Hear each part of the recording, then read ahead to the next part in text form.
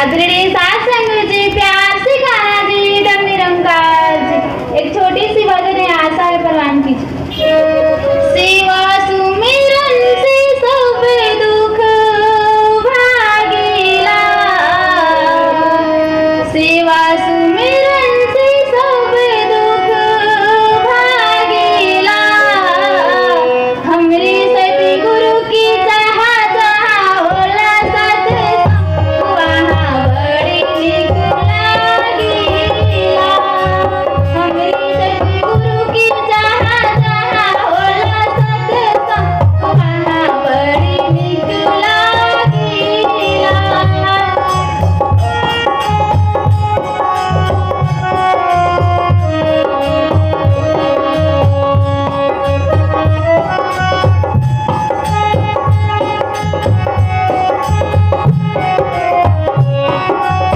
पावन पूजाला धरतिया हो, जहाँ होला सत्संगवा।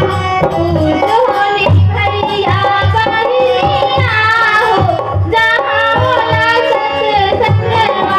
पावन पूजाला धरतिया हो, जहाँ होला सत्संगवा। पूज होनी भैया बहिनिया हो, जहाँ होला सत्संगवा।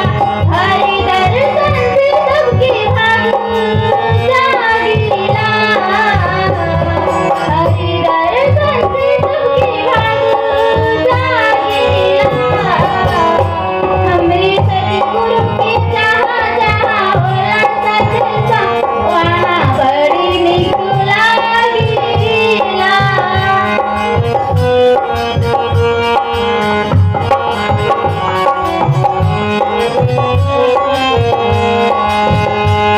हो गईले हरि से बिगड़िया हो, गुरु चरणन में आके। मनवा हो जाए मंदिरिया हो, गुरु चरणन में आके। यहाँ सब कर भला सब मांगेला, यहाँ सब कर भला सब मांगेला। हमरे सतगुरु के जहाँ जहाँ होला सत्संग, वहाँ बड़ी निक लागेला।